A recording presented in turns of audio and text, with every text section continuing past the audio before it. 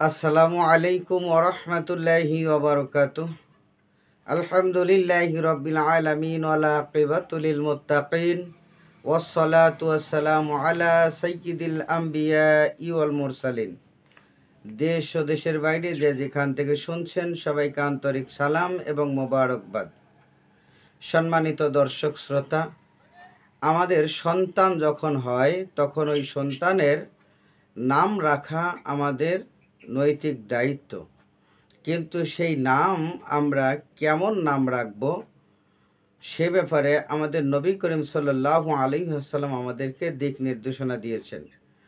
দেখা যায় অনেকেই যুগের সাথে তাল মিলিয়ে সন্তানদের নাম এমন নাম রাখে যেই নামগুলো ইসলামে গ্রহণ করে না বা সৌন্দর্য থাকে না, সে নামের অর্থ থাকে না, নামের সৌন্দর্য থাকে না।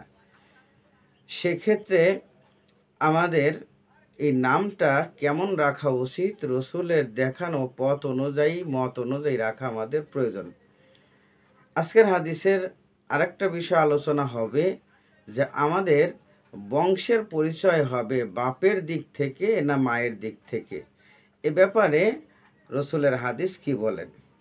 আন আবি দারদা ইন রাদিয়াল্লাহু তাআলা আনহু, হযরত আবু দারদা রাদিয়াল্লাহু তাআলা আনহু থেকে বর্ণিত, ক্বালা তিনি বলেন, ক্বালা রাসূলুল্লাহি সাল্লাল্লাহু আলাইহি ওয়াসাল্লাম, রাসূলুল্লাহ সাল্লাল্লাহু আলাইহি ওয়াসাল্লাম ইরশাদ করেন, তুদআউনা ইয়াউমাল কিয়ামাতি বি আসমাইকুম ওয়া আসমাই আবাইকুম।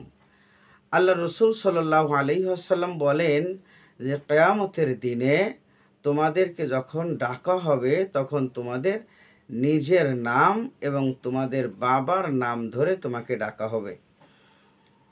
সুতরাং বোঝা গেল যে এখানে নামটা হবে নিজের এবং নিজের বাপের নামে কিয়ামতে আমাদের পরিচয় হবে। এরপরে রসুল আমাদের বললেন, ফা আহসিনু আসমা আকুম, সুতরাং তোমাদের নাম তোমরা সুন্দর করে রাখো।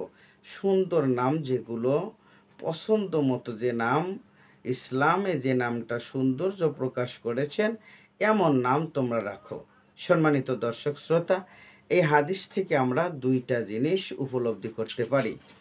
এক নম্বর বিষয় হলো যে আমাদের বংশ পরিচয় মায়ের দিক থেকে হবে না বাবার দিক থেকে হবে। এ হাদিস দ্বারা প্রমাণ, কিয়ামতে আমার পরিচয় হবে আমার বাবার পরিচয়, অর্থাৎ বাবার নামের সাথে আমার নাম মিলিয়ে ডাকা হবে। এতেই প্রমাণিত হয় যে বংশ পরিচয় হবে বাবার দিক থেকে, মায়ের দিক থেকে নয়। আর দ্বিতীয়ত, হাদিসে আমরা যে জিনিসটা পাই সেটা হলো অবশ্যই আমাদের নাম সুন্দর নাম রাখতে হবে। কাল কিয়ামতে আল্লাহ যখন লক্ষ লক্ষ মানুষ, কোটি কোটি মানুষের মধ্যে আমাকে আপনাকে ডাক দিবে, আমার আপনার নাম ধরে ডাক দিবে, সুতরাং সেই নামটা যেন সুন্দর হয়, আল্লাহ সুবহানাহু ওয়া তাআলার কাছে পছন্দ হয়। এজন্য কোরআন হাদিস মোতাবেক, শরীয়ত মোতাবেক নিজে যদি সুন্দর নাম রাখতে পারি তাহলে রাখবো, যদি নিজে রাখতে না পারি তাহলে অবশ্যই কোনো আল্লাহওয়ালা ব্যক্তি বা কোনো আলেম ব্যক্তি বা আরবি সম্পর্কে ভালো জ্ঞান রাখে এমন ব্যক্তির কাছ থেকে নাম জেনে তারপর সন্তানদের নাম রাখবো। অবশ্যই সুন্দর নাম রাখা এটা রসুলের সুন্নাত। আল্লাহ পাক আমাদেরকে এই সুন্নাতগুলো দেখে বুঝে শুনে আমল করার তৌফিক দান করুন। আমিন। ওয়া আখির দাওয়ানা আনিল হামদুলিল্লাহি রাব্বিল আলামিন। আসসালামু আলাইকুম ওয়া রাহমাতুল্লাহি ওয়া বারাকাতুহু।